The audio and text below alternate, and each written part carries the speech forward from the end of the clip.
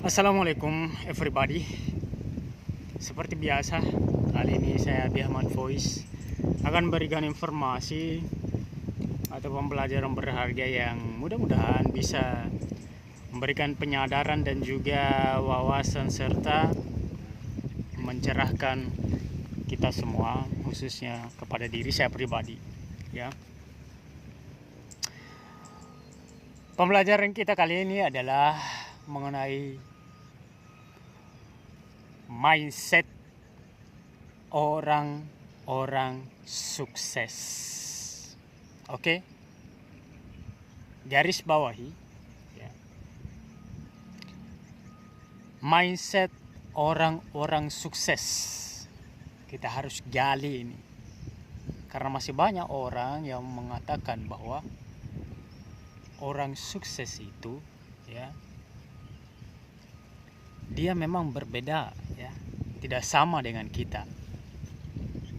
Jadi kita harus counter attack pernyataan atau mindset seperti itu yang mengatakan bahwa mereka bisa seperti itu karena memang mereka pintar ya, karena memang mereka punya modal, karena memang mereka berkuasa ya, karena memang mereka punya orang dalam dan sebagainya.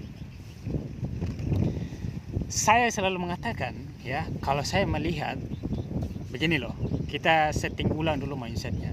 Kalau kita melihat orang sukses ya, yakini ya, dan ucapkan dengan mulutmu, kalau dia bisa berarti saya juga bisa.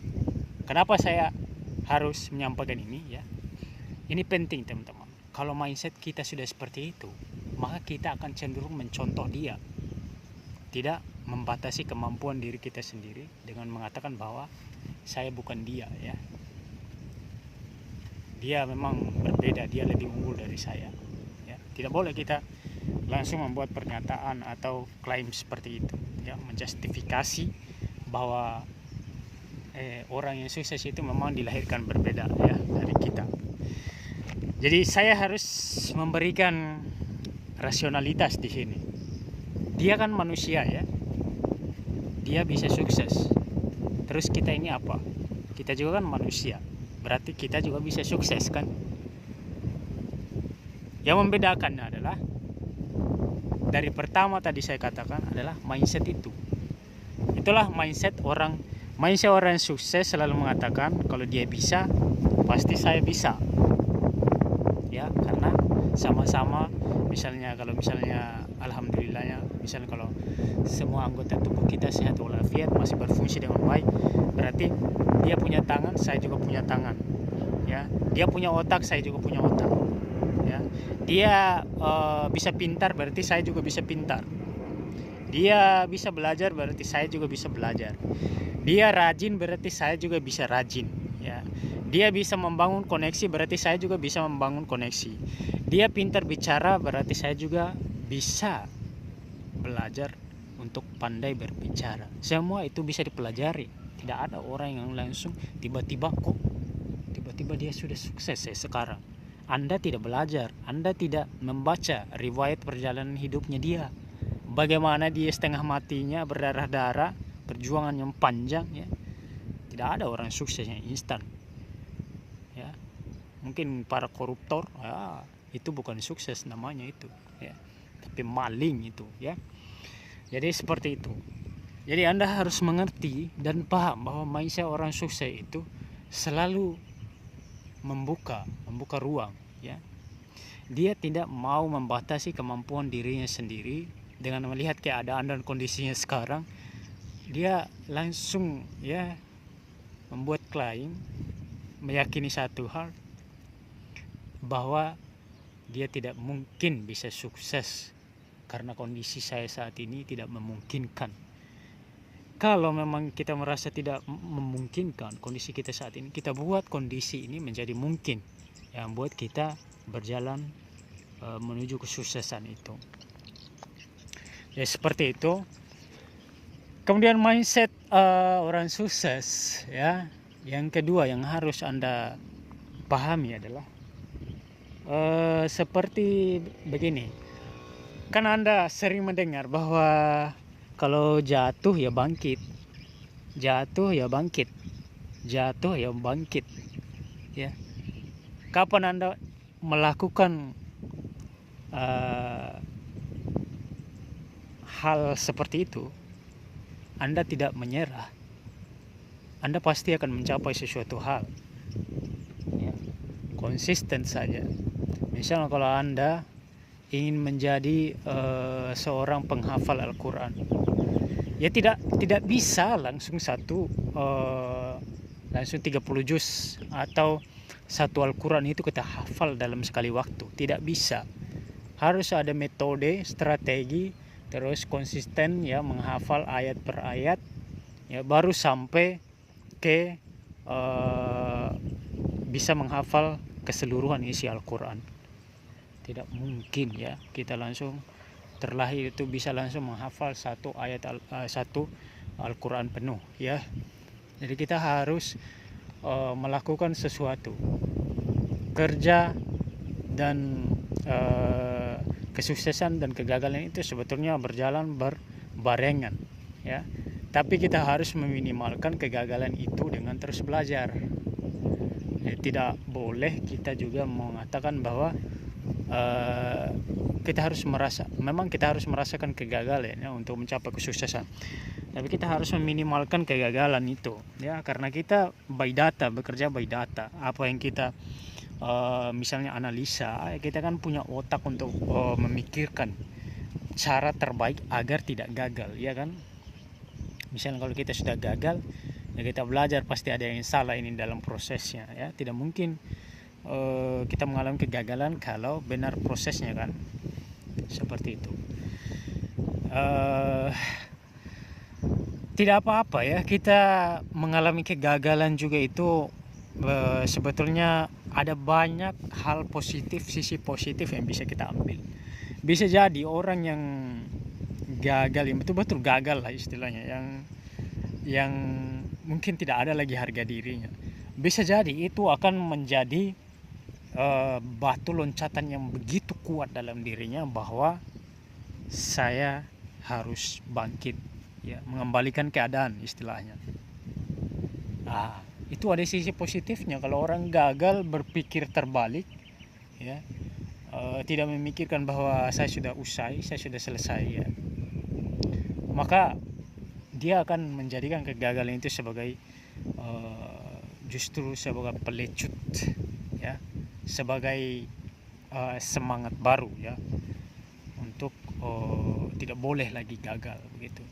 Saya harus mencapai sesuatu yang besar untuk ya membalas kekecewaan itu. Balas dendam itu boleh, ya, atas asal balas dendamnya itu rasional begitu. Kita misalnya mau balas dendam karena gagal, ya saya harus berhasil, itu baru balas dendam. Bukan karena saya gagal saya harus menjadi maling, saya harus menjadi koruptor, saya harus mencuri uang sebanyak-banyak agar terlihat kaya. Itu bukan balas dendam namanya itu. Tapi itu memang manusia-manusia yang terkutuk namanya itu, ya, yang berpikiran seperti itu. Jadi kita harus berpikir bahwa kalau kita mengalami kejatuhan dalam hidup ini, itu bukan akhir dari segalanya, kan? Seperti itu. Berpikirlah serius. Saya mengatakan ini karena saya sendiri, ya, begitu misalnya ada kegagalan yang saya alami, saya terima itu. Saya akui, saya terima. Saya kecewa, ya, saya menyesali, tapi tidak selarut orang-orang yang seperti drama yang begitu lama sampai mau bunuh diri, ya. Tidak seperti itu saya justru jadikan itu sebagai motivasi yang paling kuat dalam hidup saya. Sampai saat ini saya sangat meyakini diri saya bahwa sayalah orang itu, orang yang akan membalikan keadaan, mengejutkan, menghentakkan dunia dengan apa? Dengan terus berusaha begitu. Walaupun mungkin mimpi saya tidak kecapean atau tidak tercapai begitu, setidaknya saya menjadikan itu sebagai motivasi agar saya terus berusaha, saya terus berproduktif begitu, saya terus menghasilkan sesuatu yang bermanfaat begitu. Saya bisa misalnya mandiri, mencari uang, menjadikan itu sebagai motivasi. Setidaknya itu saya dulu, setidaknya kita bisa makan dari uang yang kita dapatkan sendiri ya, tidak dengan meminta-minta begitu maksud saya ya. Jadi jangan terlalu berambisi ingin sukses dan mencapai, betul-betul mencapainya. Setidaknya teman-teman, jadikan ambisi itu sebagai bensin ya, yang terus mendorong kita untuk bergerak maju ya. Ya, jadi tidak langsung kita harus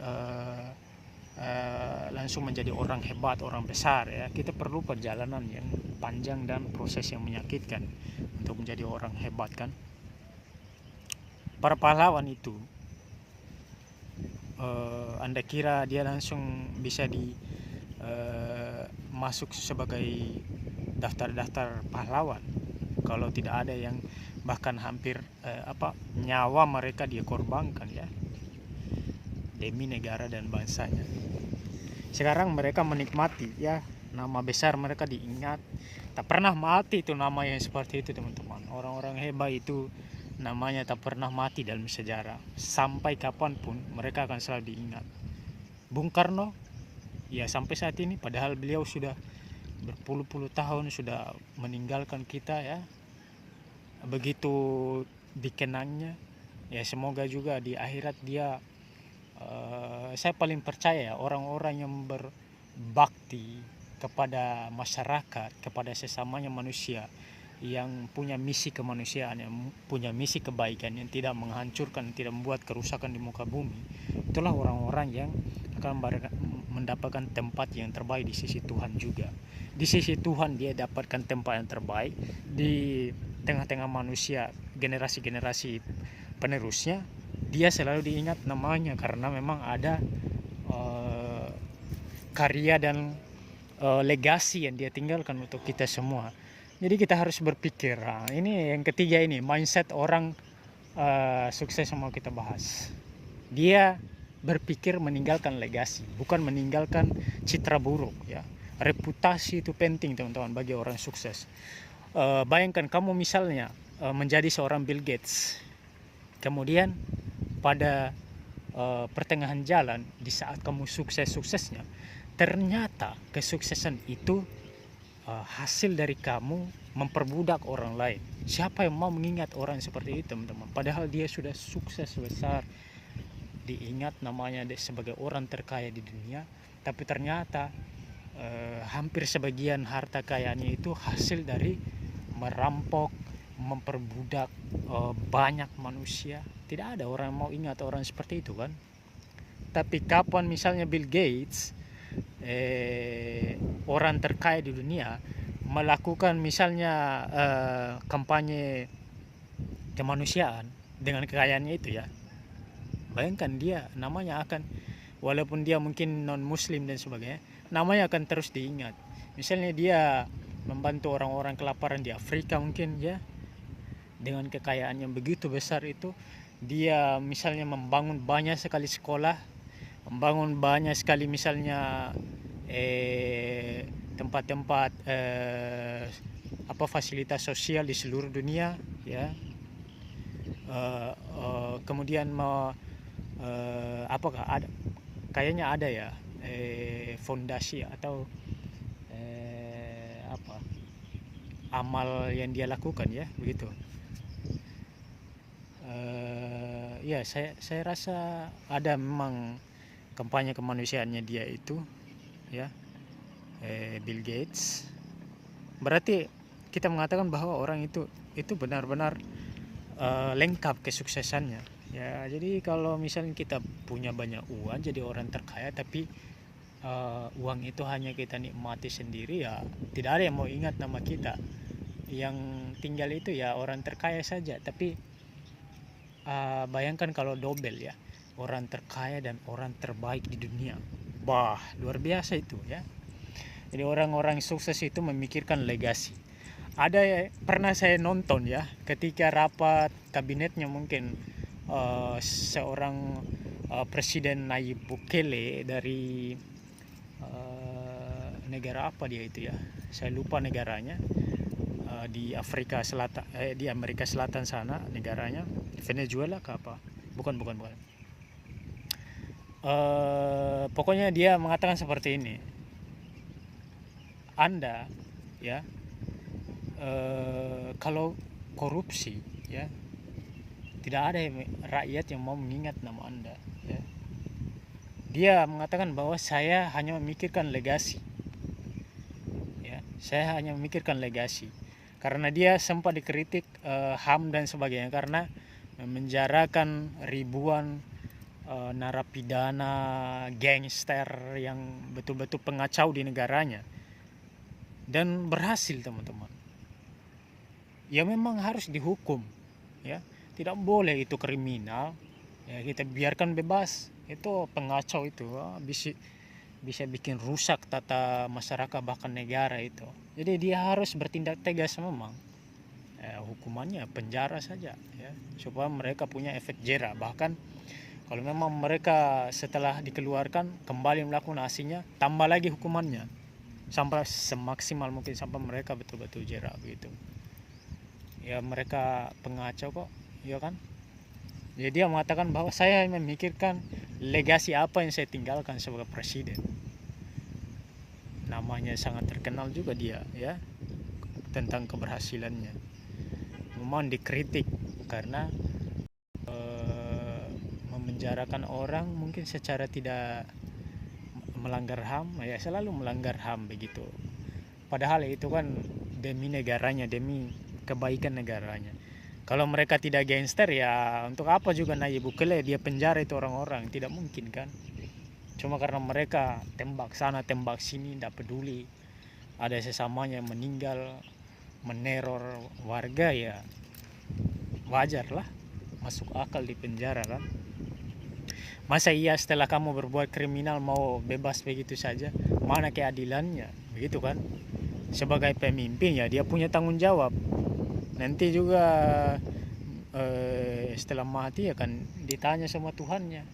Apa tanggung jawab kepada negara? Kenapa begitu kacau? Kenapa kamu biarkan rakyatmu saling tembak ya? Saling rampok, saling membunuh ya. Nah, dia punya tanggung jawab sebagai pemimpin. Nah, nanti akan diingat ya, akan dilihat. Jadi keberhasilan seperti itu melengkapi dia ya. Jadi dia dari cuma bukan sekedar jadi namanya sebagai seorang presiden, tapi juga ada legasi yang dia tinggalkan. Legasinya itu mengurangi tingkat kriminalitas di negaranya ya, bahkan menjadi negara mungkin yang berhasil meminimalkan ya kalau misalnya sebelumnya ada banyak sekali terjadi penembakan dan pembunuhan ya, sekarang mungkin amat jarang. Itu kan suatu keberhasilan ya, dan rakyatnya merasakan sendiri bahwa mereka tidak lagi merasa takut ya untuk keluar rumah, pergi wisata, tidak takut lagi dibegal dan sebagainya kan, dipalak sama gangster begitu. Saya juga amat dendam sebetulnya sama gangster ini ya. Kalau mereka hanya mungkin mengambil hartanya saja mungkin it's okay mungkin ya, walaupun tetap kriminal namanya. Tapi sampai membunuh orang itu saya tidak habis pikir loh. Membunuh orang ya, memanah orang, menembak orang ya.